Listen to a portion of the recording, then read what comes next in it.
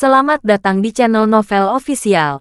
Sebelum kalian mendengarkan novel Pesona Pujaan Hati, jangan lupa like, share, and subscribe. Kalau tidak ku sentil jantung kalian. Hehehehe.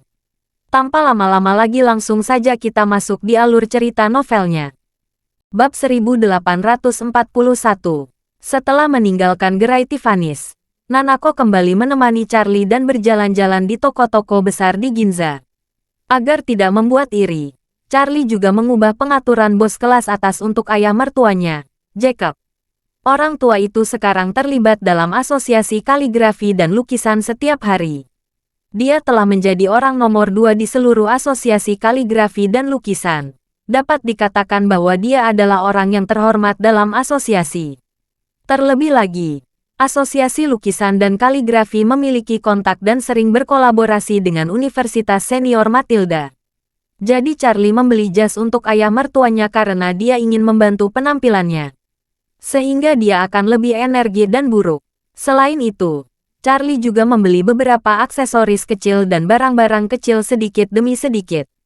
Pukul 3.30 sore, sekitar 2 jam sebelum penerbangan Charlie ke Osaka lepas landas. Mengingat bandara Tokyo jauh dari kota, Charlie berkata kepada Nanako, "Nanako, sudah hampir waktunya. Aku harus pergi ke bandara." Nanako berkata tanpa ragu, "Charlie-kun, aku akan mengantarmu ke bandara." Charlie berkata, "Saya akan mengemudi dan meninggalkan mobil di bandara. Kalau kamu pergi dengan saya, bagaimana kamu kembali?" "Tidak masalah," Nanako berkata. "Aku bisa meminta seseorang menjemputku di bandara. Kamu tidak perlu khawatir." Charlie bertanya tanpa sadar. "Apakah tidak terlalu merepotkan bagimu?" "Tidak," Nanako berkata dengan ekspresi memohon. "Charlie-kun, aku ingin mengantarmu ke bandara. Bahkan ingin mengantar ke Osaka dan ke Aorus Hill.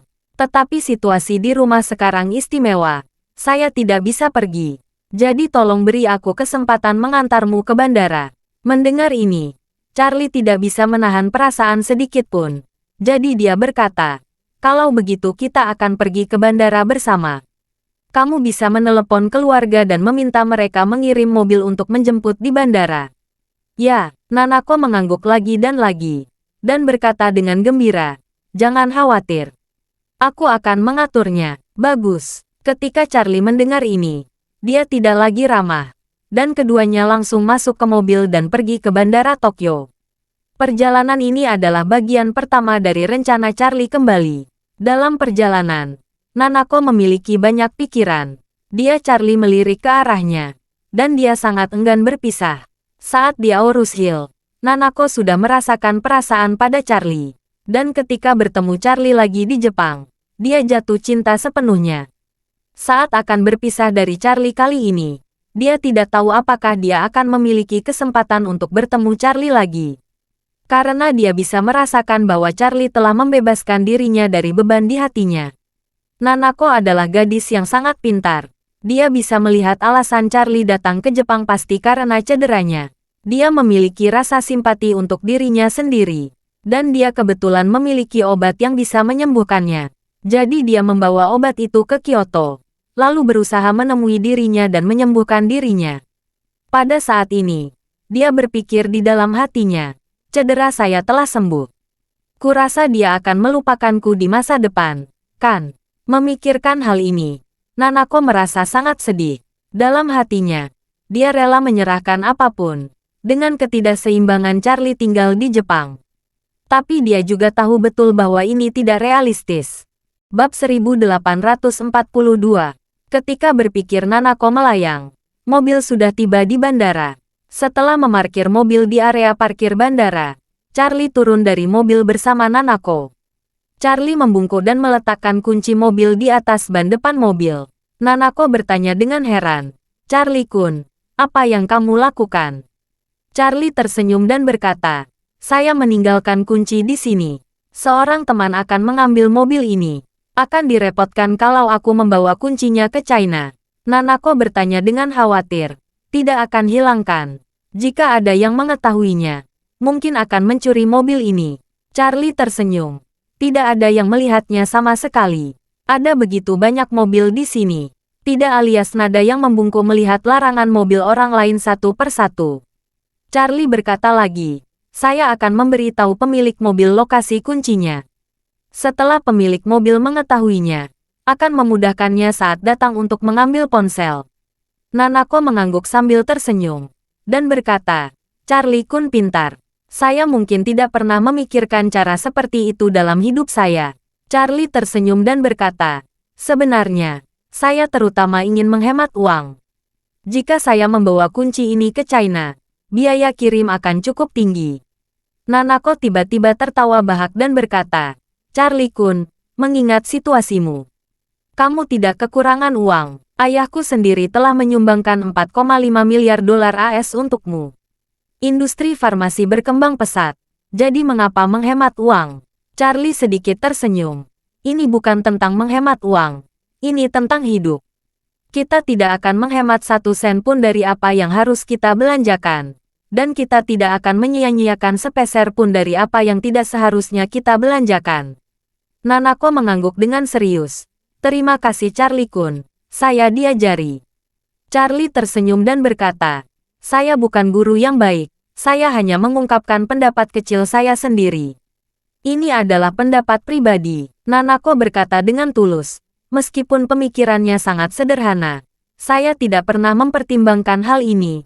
Jika saya masih dalam identitas sebelumnya, saya tidak akan peduli menghabiskan lebih banyak uang, tetapi sekarang ayah saya ingin saya dapat mengambil alih Ito Holdings. Saya harus mengubah sikap saya sebelumnya terhadap konsep uang. Sama seperti Charlie Kun, saya akan membuat bisnis keluarga lebih besar dan lebih kuat. Melihat munculnya Nanako yang serius, Charlie tersenyum tak berdaya, dan berkata, saya percaya Ito Holdings akan menjadi semakin kuat di tanganmu. Nanako mengangguk ringan, terima kasih atas doamu. Saya harap dapat memenuhi harapanmu. Charlie memandang, tersenyum menyemangati, dan kemudian berkata, oke, sudah hampir waktunya. Saya harus check-in, bagaimana kamu kembali? Nanako berkata, saya sudah meminta asisten keluarga untuk menjemput saya. Mengatakan itu, dia melihat waktu dan buru-buru berkata, dia masih lama sampai. Aku akan mengantarmu ke pos pemeriksaan keamanan. Charlie mengangguk, dan keduanya meninggalkan tempat parkir bersama dan langsung menuju aula keberangkatan bandara. Pada saat yang sama, seorang wanita berwajah cantik dan berwajah halus, dengan aura heroik dan kejam, melangkah ke aula keberangkatan bandara. Wanita itu tingginya sekitar 175 cm, dengan kaki ramping. Dia mengenakan jaket kulit hitam ketat, celana kulit stretch hitam, dan sepatu bot kulit high top hitam. Rambut hitam panjangnya meliputi ekor kuda dan jatuh ke pinggangnya. Wanita ini cantik dan energik, namun wajahnya terlihat dingin dan menggigit. Dia melangkah ke bandara dan langsung menuju pemeriksaan keamanan VIP. Staf laki-laki yang bertugas memeriksa informasi asrama, bahkan matanya langsung menatap ke arah perempuan tersebut.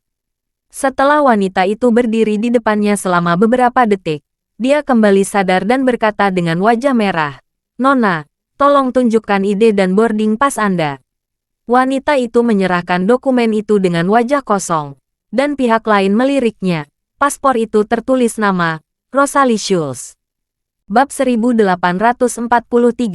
Pada tahap ini, untuk mencegah pembunuh keluarga Ryoto Matsumoto keluar dari Jepang, Bandara Tokyo memperketat pemeriksaan. Namun, karena kekurangan tenaga, tidak bisa mengontrol semua penumpang secara ketat. Meskipun Rosalie memiliki paspor Cina, karena boarding pass-nya untuk Osaka bukannya meninggalkan Jepang, staf tidak melapor kepada pemimpin. Dia hanya diam-diam melafalkan nama Rosalie beberapa kali di dalam hatinya.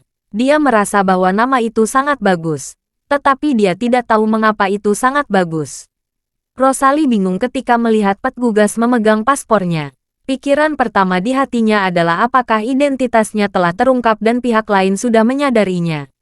Namun, dia dengan cepat menganalisisnya dan merasa bahwa hal seperti itu tidak mungkin terjadi. Pertama-tama, Departemen Kepolisian Metropolitan Tokyo baru mengetahui bahwa orang yang membunuh Matsumoto Manmen adalah master tersembunyi dari Tiongkok. Selain itu, mereka tidak tahu apa-apa Mereka juga tidak tahu siapa yang membunuh seluruh keluarga Matsumoto. Terlebih lagi, Jepang sangat dekat dengan Tiongkok. Ada banyak turis Tiongkok perantauan dan bisnis elit antara kedua negara di hari kerja. Tidak mungkin bagi Departemen Kepolisian Metropolitan Tokyo untuk mengunci diri dalam waktu singkat itu. Setelah menganalisis pikirannya dengan cepat, Rosalie dapat menyimpulkan bahwa staf di depannya mungkin hanya kagum dengan penampilannya. Jadi dia memiliki respon yang lambat. Jadi, dia bertanya kepada staf dengan kosong, apakah foto di paspor saya menarik? Pihak lain mengangguk tanpa sadar. Sangat cantik. Setelah selesai berbicara, dia menyadari dia tidak sengaja salah berbicara. Lalu buru-buru menyerahkan paspor kembali ke Rosalie. Dan berkata dengan nada meminta maaf. Nona Schultz, saya minta maaf. Saya tidak bermaksud begitu. Rosalie benar-benar mengabaikan permintaan maafnya. Tapi terus bertanya kepadanya dengan ekspresi dingin. Kalau begitu, bisakah aku masuk? Tentu saja, staf itu berkeringat dingin oleh aura glamor Rosalie. Lalu dengan cepat mencap boarding pass-nya dan menyerahkannya kepadanya dengan hormat.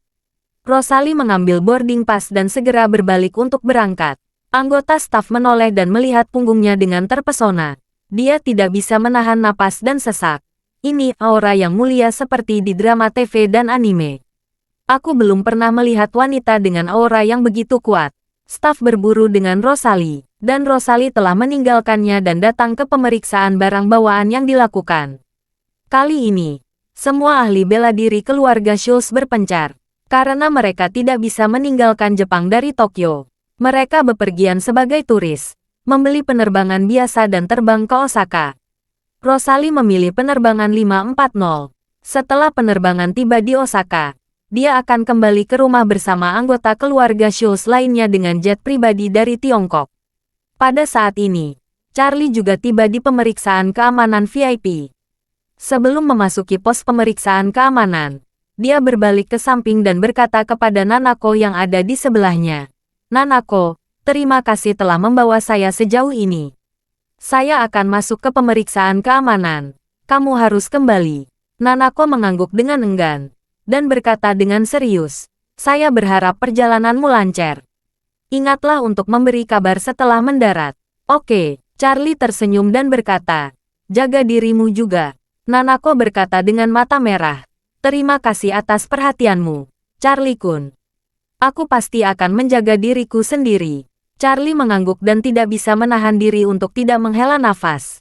Desahan ini, ada keengganan, tetapi juga kelegaan. Sayangnya, Nanako memang gadis langka yang baik.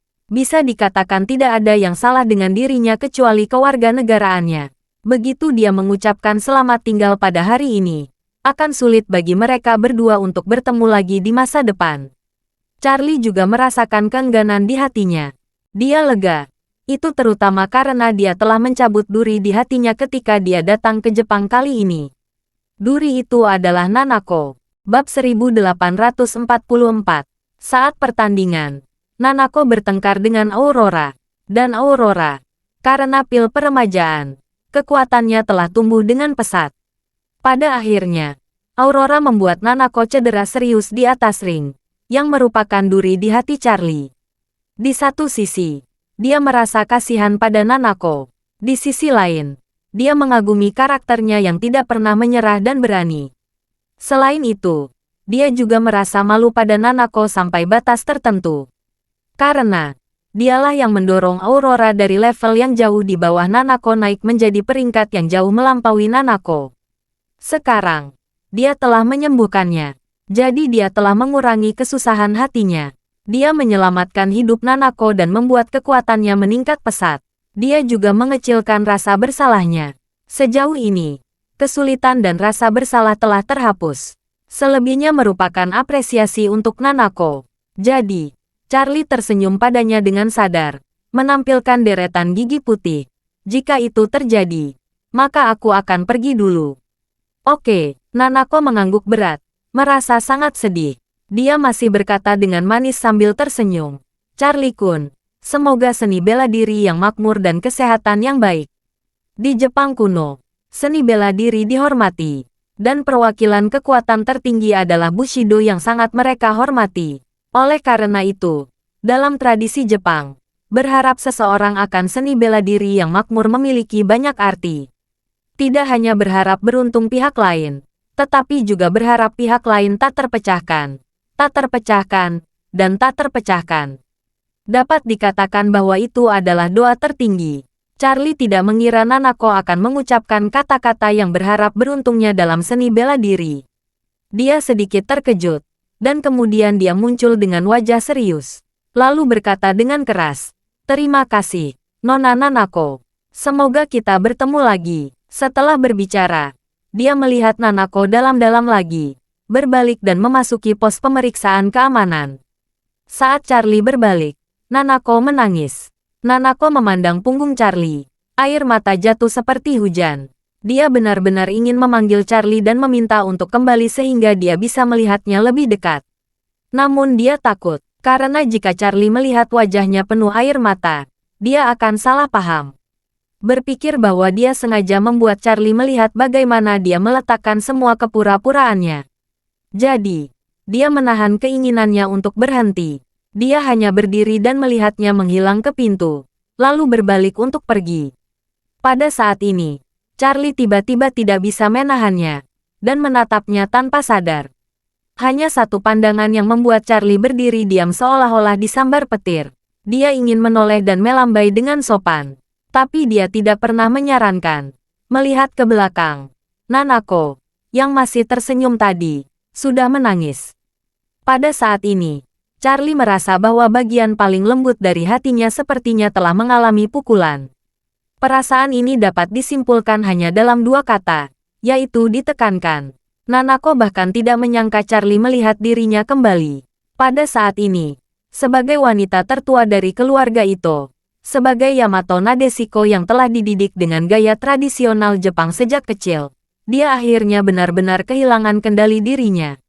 Pada saat ini, dia kehilangan semua akal sehatnya, berlari ke Charlie sambil menangis, melemparkan dirinya ke dalam pelukannya dan memeluknya erat-erat. Sebelum Charlie sadar, Nanako sudah berdiri berjinjit dengan ringan dan memberikan ciuman pertamanya. Bibir tipis yang sedikit asin dan sedikit dingin karena air mata, mencium bibir Charlie tanpa ragu-ragu.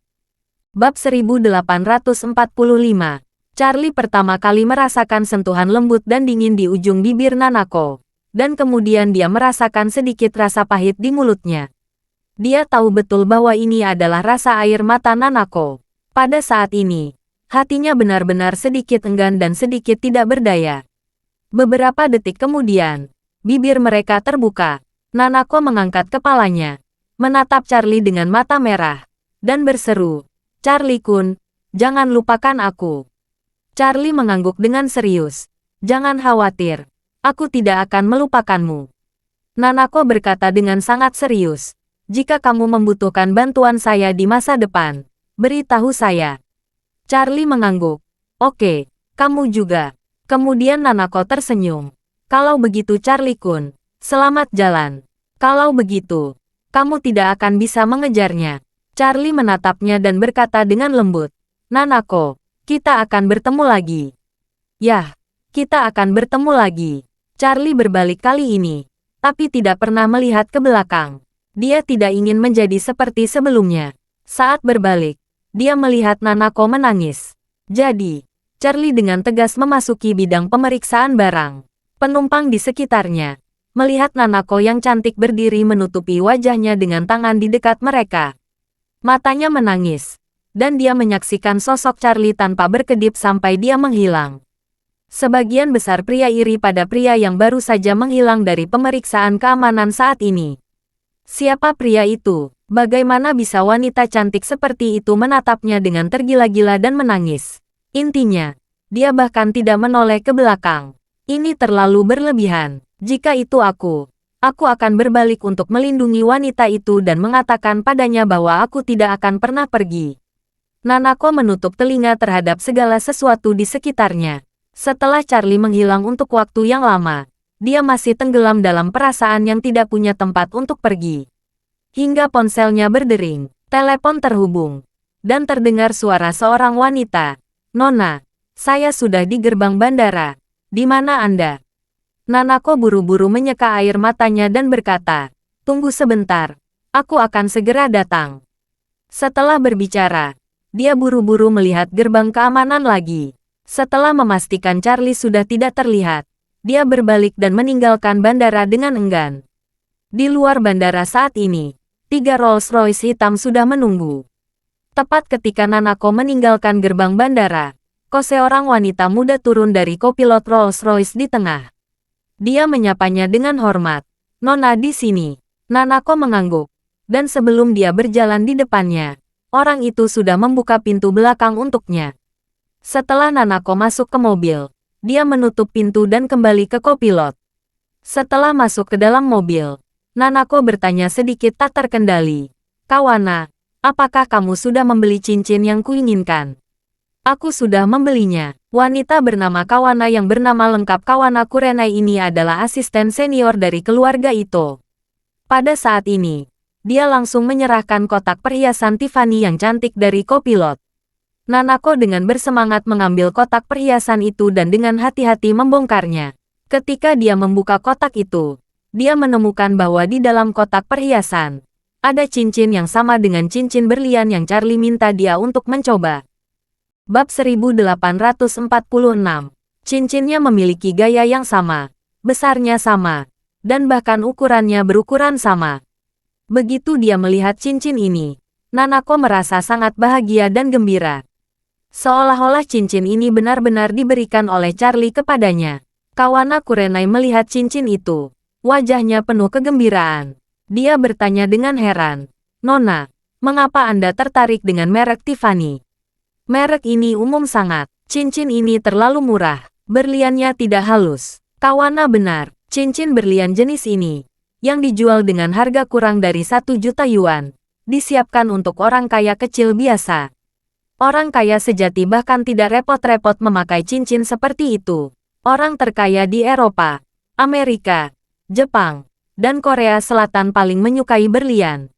Beberapa di antaranya sangat murni, dan teknologi pemotongannya dapat mencapai berlian terbaik.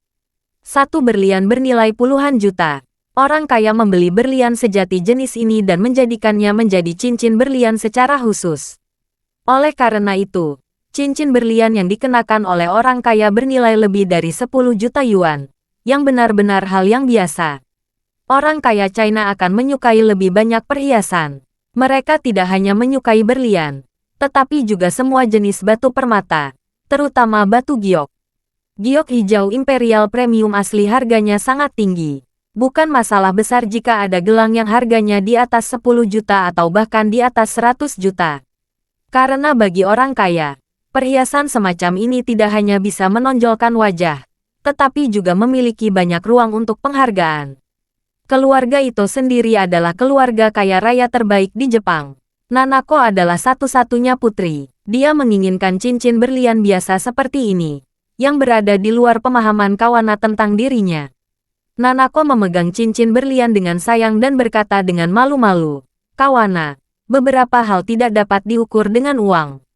Cincin ini mungkin tidak bernilai banyak uang di mata Anda, tetapi di mata saya itu tidak bernilai harganya."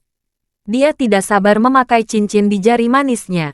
Melihat cincin ini, dia tidak bisa menahan senyum bahagia di wajahnya. Kawana berseru, "Nona, jari manis khusus digunakan untuk cincin kawin. Anda tidak bisa memakai cincin di jari manis. Jika seseorang melihatnya, mereka mengira Anda sudah menikah." Ketika Nanako mendengar ini, dia tiba-tiba menyadari bahwa, sebagai seorang wanita lajang, dia benar-benar tidak boleh memakai cincin di jari manisnya. Karena ini akan menyebabkan kesalahpahaman oleh orang-orang di sekitarnya. Namun, ini sama sekali tidak mempertahankan kecintaannya pada cincin ini. Dia segera melepas cincin itu dan menyimpannya kembali dengan hati-hati. Dia menjulurkan lidahnya ke Kawana dan berkata, "Tidak apa-apa. Saya hanya mencobanya. Saat ini tidak akan memakainya jika keluar rumah." Kawana mengangguk dan bertanya, "Nona, kemana kita akan pergi sekarang?" Nanako berkata, "Pergi ke rumah sakit. Aku ingin menemani ayahku."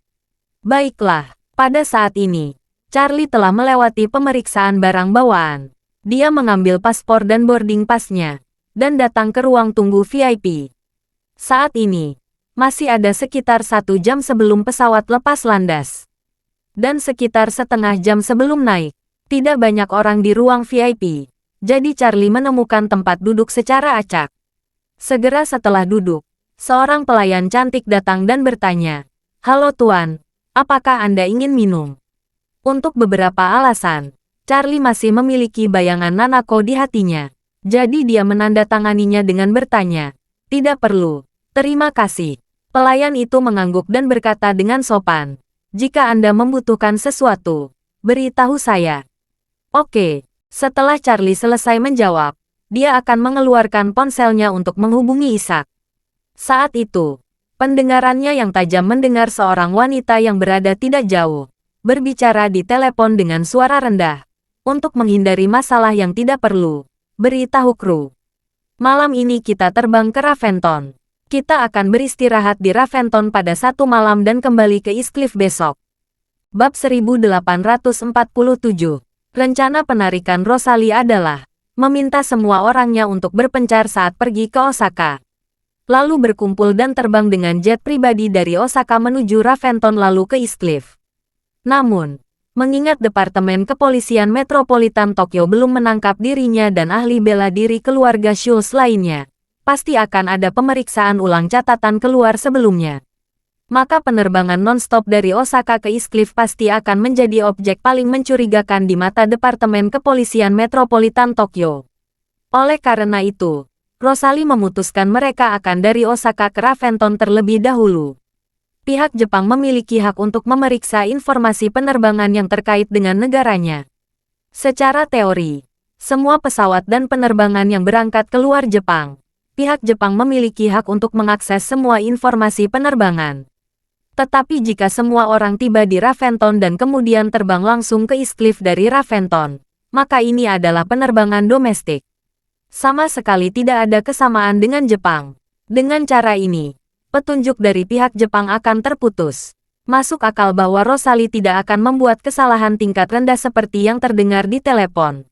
Dia sengaja memilih sudut di ruang VIP di mana tidak ada seorang pun dalam jarak 5 meter. Dan ketika dia menelepon, dia sengaja menurunkan suaranya ke level terendah. Dilihat dari pengalamannya, pada volume yang baru saja dia ucapkan, bahkan dalam jarak 3 meter, tidak ada yang bisa didengar. Kecuali orang itu hanya berjarak sekitar 1 meter darinya. Selain itu, dia tidak mengungkapkan informasi yang terlalu sensitif saat berbicara. Hanya mengatakan bahwa dia akan mengubah rencana dan terbang ke Raventon terlebih dahulu, lalu terbang ke Eastcliff.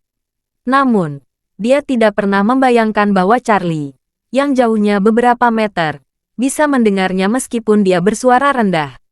Ketika Charlie mendengar kata-katanya, dia menyadari bahwa wanita ini pasti dari keluarga Schultz. Alasannya sederhana, alasan seluruh Tokyo menerapkan kontrol keluar yang ketat adalah karena keluarga Schultz membunuh Matsumoto Ryoto. Pada saat ini, orang yang dengan sengaja ingin meninggalkan Jepang dan dengan sengaja menyembunyikan keberadaannya kemungkinan besar berasal dari keluarga Schultz. Terlebih lagi, wanita ini baru saja mengatakan di telepon bahwa dia akan terbang ke Raventon terlebih dahulu, dan kemudian kembali ke Eastcliff. Ini membuktikan bahwa tujuan sebenarnya adalah Eastcliff. Eastcliff adalah markas keluarga Schultz, jadi wanita ini pasti bekerja untuk keluarga Schultz. Setelah Rosalie memberi instruksi, dia memasukkan ponsel kembali ke sakunya dan menutup matanya di kursinya. Charlie diam-diam menatap wanita ini tidak jauh. Kesan pertama tentang wanita ini adalah, dia cantik. Kesan kedua darinya adalah fitur wajah wanita ini terlalu dingin. Buku apokaliptik membuat kemampuan persepsi Charlie lebih tajam. Keputusan dia untuk membuat penilaian yang lebih dalam dari tubuh seseorang. Rosalie memberikan perasaan bahwa ada aura berdarah samar di sekujur tubuhnya. Perasaan seperti ini jarang ditemui pada orang biasa. Dia yakin bahwa tangan wanita ini berlumuran darah. Dia pasti pembunuh dari keluarga Schultz. Apalagi mendengarkan apa yang dia katakan. Para ahli yang dikirim oleh keluarga Schultz ke Jepang harus bersiap meninggalkan Jepang dengan pesawat pribadi dari Osaka, sama seperti dirinya. Memikirkan hal ini, dia segera mengeluarkan ponselnya dan mengirim pesan WeChat ke Ishak. "Ishak, Tolong periksa beberapa jet pribadi yang terbang dari Osaka ke Raventon malam ini. Tanpa menanyakan alasannya, Ishak segera mulai menyelidiki. Meskipun dia tidak punya banyak energi di Jepang, tetapi mengumpulkan beberapa informasi. Masalah dasar ini masih bisa diselesaikan. Bab 1848. Informasi penerbangan sipil sendiri bukanlah rahasia. Apalagi jika itu adalah rute jet pribadi. Tidak dapat disembunyikan dari staf bandara dan sistem penjadwalan bandara. Oleh karena itu, Ishak dengan cepat menemukan beberapa informasi dan merangkumnya kepada Charlie. Menurut informasi Ishak, ada total 4 jet pribadi yang terbang dari Osaka ke Raventon malam ini. 2 di antaranya adalah jet bisnis kecil dengan kapasitas penumpang sangat sedikit. Kedua pesawat ini memiliki kapasitas penumpang sekitar 10 orang. Mengingat banyak ahli dari keluarga Schulz yang datang ke Jepang, kecil kemungkinan mereka akan kembali dengan pesawat seperti itu. Jadi Charlie menyaring 2 pesawat. 2 sisanya adalah jet pribadi yang dimodifikasi dari pesawat Airbus A320. Jumlah kursi di seluruh pesawat setelah modifikasi sekitar 40 hingga 50 orang. Oleh karena itu, Charlie berspekulasi bahwa rombongan keluarga Schulz akan meninggalkan Jepang dari Osaka malam ini dengan salah satu dari 2 A320. Jadi, dia meminta Ishak untuk menyelidiki informasi kedua pesawat dengan hati-hati. Kedua pesawat tersebut terdaftar di China, dan salah satunya atas nama maskapai swasta domestik. Tetapi sebenarnya melayani agen perjalanan kelas atas, yang mengarahkan diri dalam perjalanan outbound charteran kelas atas. Pesawat itu baru saja terbang dari selatan kemarin. Dari kota Shenzhen mengirim grup tur yang terdiri dari 40 orang. Dan hari ini mereka berencana untuk mengundang grup lain dari anggota tur untuk kembali ke kota Shenzhen. Yang lainnya terdaftar atas nama perusahaan real estate China Overseas. Pesawat itu kosong saat tiba di Osaka dari China. Rencana penerbangan aslinya adalah terbang dari Osaka ke East Cliff. Tetapi rencana penerbangannya baru saja diubah. Mereka mengizinkan mengubah rute dari Osaka ke Raventon. Begitu Charlie melihat ini, dia tahu bahwa pesawat terakhir pasti diatur oleh keluarga Schulz. Pada titik analisis ini, Charlie tiba-tiba memiliki ide yang sangat merusak. Jadi, dia menyeka senyum dingin di sudut mulut. Dan setelah konversi Ishak, dia tersenyum, menyilangkan tangannya dan membukakan mata di kursinya untuk tidur. 20 menit kemudian, sebuah suara lembut terdengar di telinga. Penumpang kelas 1 yang terhormat, silakan naik terlebih dahulu. Silakan menuju gerbang keberangkatan. Charlie melirik posisi Rosalie. Melihat Rosalie juga berdiri, dan berpikir dalam hati, saya tidak mengira pembunuh wanita keluarga Schulz ini akan terbang bersama. Setelah itu, dia menekan pinggangnya, mengambil koper kecilnya, dan berjalan keluar dari ruang VIP di depan Rosalie. Charlie datang ke gerbang asrama. Setelah menunjukkan boarding pass-nya, dia diprioritaskan boarding dari lorong VIP sebelum semua penumpang kelas ekonomi naik ke pesawat. Karena pesawat itu dalam penerbangan singkat 1 jam dari Tokyo ke Osaka, pesawat itu hanya memiliki sedikit kursi kelas 1. Dengan hanya 8 kursi. Kursi Charlie berada di sisi kanan baris kedua dekat jendela. Pramugari yang ramah menawarkan untuk membantu meletakkan koper. Charlie berterima kasih padanya, namun dia memilih meletakkan sendiri kopernya di kompartemen atas. Saat dia duduk di sini, Rosalie masuk dengan beberapa penumpang kelas 1. Ketika Charlie masuk melihatnya, pikiran pertamanya adalah bertanya-tanya dan tidak melihatnya, agar tidak dianggap tidak normal olehnya. Namun, di antara cahaya dan batu api, dia tiba-tiba menyadari sebuah masalah. Meskipun kekuatan dan kemampuan persepsi Rosalie tidak lebih kuat dari dirinya, dia pasti lebih baik dari orang biasa. Dan dia sangat cantik. Dia pasti menarik perhatian pria biasa. Jika dia dengan sengaja menghindari mengawasi, kemungkinan besar dia akan dianggap tidak normal olehnya. Jadi, Charlie sengaja menatap Rosalie dengan ekspresi terkejut. Seolah-olah dia terkejut dengan keindahannya dan bersemangat berada di pesawat yang sama dengannya. Rosalie merasakan mata panas Charlie, tapi hanya meliriknya dengan santai, dan hatinya langsung dipenuhi rasa jijik. Dia diam-diam berkata dengan jijik di dalam hatinya, "Hei, Pria pecundang yang bernafsu saat melihat wanita cantik. Bab 1849. Rosalie menampilkan penampilan Charlie. Namun melihat penampilan Charlie yang dangkal, membuatnya sedikit rileks. Kemudian, dia berjalan ke sisi Charlie dan duduk tepat di sebelahnya. Begitu dia duduk, Rosalie menggunakan penglihatan tepinya untuk melihat Charlie dengan tenang. Bukan karena dia memiliki keraguan tentang Charlie, tetapi kebiasaannya yang berhati-hati. Setiap kali dia pergi ke suatu lingkungan baru, hal pertama yang akan dia lakukan adalah memiliki pemahaman yang relatif mendalam tentang lingkungan sekitar. Sehingga dia bisa mendapatkan lebih banyak informasi yang mungkin berguna. Dia pertama kali mengamati Charlie dan menemukan bahwa pria ini benar-benar tampan, dan dia terlihat cukup bagus dipandang. Namun saat dia sesekali melihat dirinya, mewujudkan jalannya yang membuatnya agak tidak senang.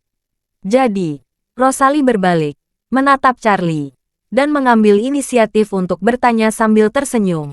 Apakah Tuan dari Cina? Charlie tidak menyangka bahwa pembunuh wanita dari keluarga Schultz ini akan menoleh dan berbicara padanya. Dia berpura-pura terkejut, dan bertanya dengan sedikit terkejut, "Cantik, bagaimana kamu bisa mengatakan bahwa aku orang Cina? Ini bukan penerbangan ke Tiongkok." Rosalie tersenyum dan berkata dengan serius, "Ada perbedaan besar antara anak laki-laki Jepang dan laki-laki Cina. Laki-laki Jepang suka merapikan alis mereka. Gaya rambut serta gaya berpakaian mereka juga berbeda." Charlie tersenyum dan berkata, "Cantik benar-benar jeli." Rosalie mengangguk dan bertanya kepadanya, "Tuan dari China mana?" Charlie berkata dengan santai, "Saya dari Sudbury." "Oh." Rosalie mengangkat alisnya dan berkata sambil tersenyum, "Sudbury adalah tempat yang bagus. Ada ungkapan, ada surga di atas dan di bawah Sudbury. Tanah dan udara di sana sangat bagus." Setelah itu, Rosalie bertanya lagi, "Omong-omong, karena Tuan berasal dari Sudbury, pasti tahu tentang keluarga Webb, kan?"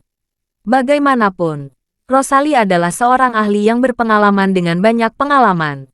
Ketika Charlie memperkenalkan dirinya sebagai seorang pria dari Sudbury, pikiran pertamanya adalah memastikan apakah Charlie berbohong atau tidak. Dia merasa jika pria di dekatnya tidak berbohong, kemungkinan besar dia akan menjadi orang yang sangat berguna dalam perjalanan berikutnya.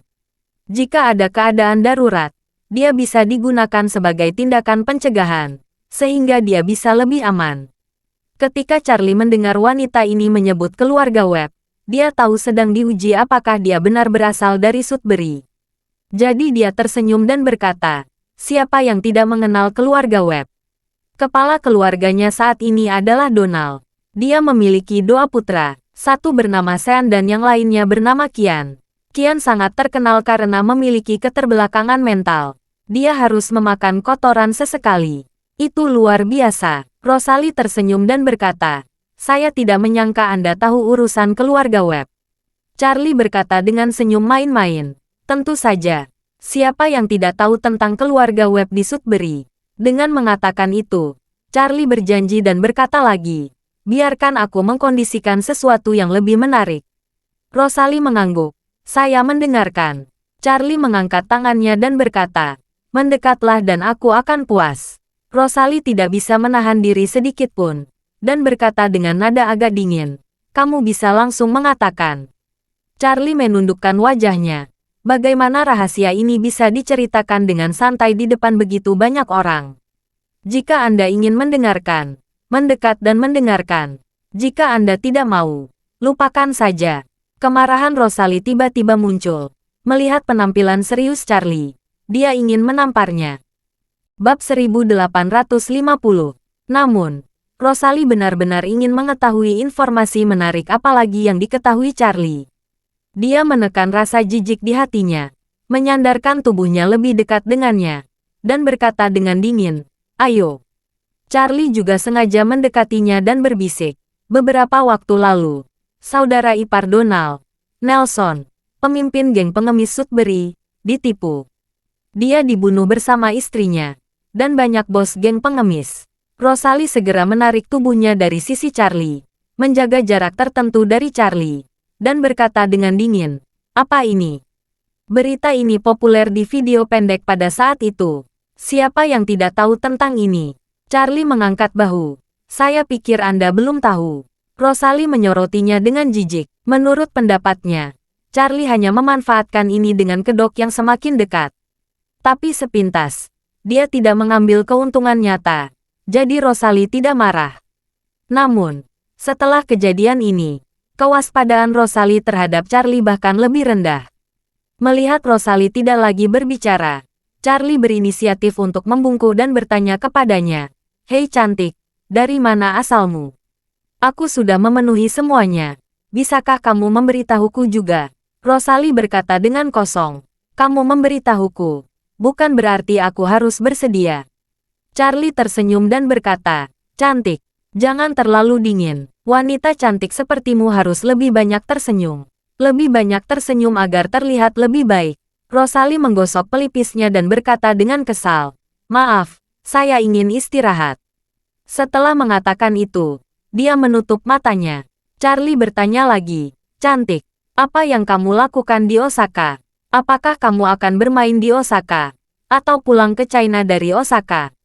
Rosalie membuka matanya, mengerutkan keningnya, dan bertanya, "Bagaimana kamu tahu bahwa aku akan kembali dari Osaka? Tokyo tidak akan membiarkanmu pergi."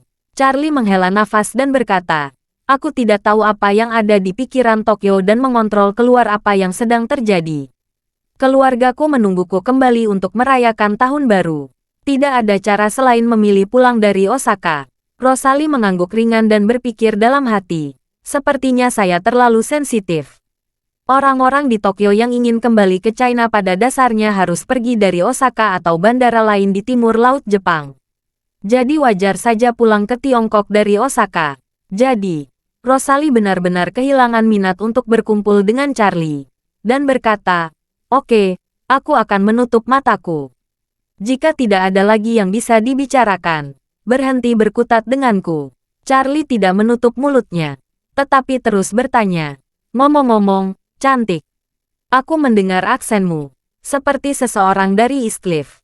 Alis Rosalie hanya terentang, tapi dengan cepat berkerut menjadi bola. Menyangkal, "Saya bukan dari East Cliff, saya dari Raventon." Saat ini, Jepang membatasi keluar, dan pada saat yang sama melakukan investigasi pada semua turis asing. Yang terpenting adalah turis dari kota kelahiran East Cliff, China. Jadi Rosalie berhati-hati dan menggambarkan dirinya sebagai penduduk asli Raventon. Pada saat ini, Charlie berkata dengan terkejut, "Oh, cantik. Saya tidak bermaksud apa-apa. Kita orang Cina, dan sudah takdir bertemu di pesawat di Jepang. Kamu tidak perlu bersembunyi saat menggali dengan rekan senegara, kan? Saya dengan aksenmu itu dari East Cliff. Orang-orang Raventon tidak berbicara sepertimu." Rosalie hampir kesal oleh Charlie. Dia sekarang semakin yakin bahwa tidak ada yang salah dengan Charlie, dan tidak ada bahaya pada orang ini. Dia hanya licik, sedikit cabul, dan sedikit omong kosong. Jadi sambil mengganggunya sampai-sampai tidak terganggu, dia juga benar-benar melonggarkan sikapnya terhadapnya. Pada saat ini, dia menutup matanya dan mengistirahatkan dirinya, terlalu malas untuk memperhatikan Charlie. Namun, Charlie sudah menyiapkan Ishak di WeChat untuk membuat persiapan sesuai rencana. Terima kasih sudah mendengarkan cerita novel Pesona Pujaan Hati. Sampai jumpa di novel selanjutnya.